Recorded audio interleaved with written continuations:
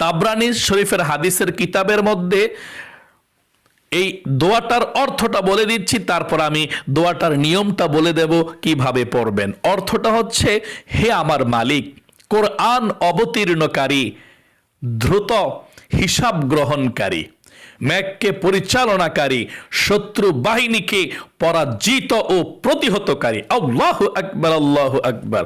তাদের দমন ও পরাজিত করো, তাদের মধ্যে কম্পন সৃষ্টি করে দাও। আল্লাহু আকবার।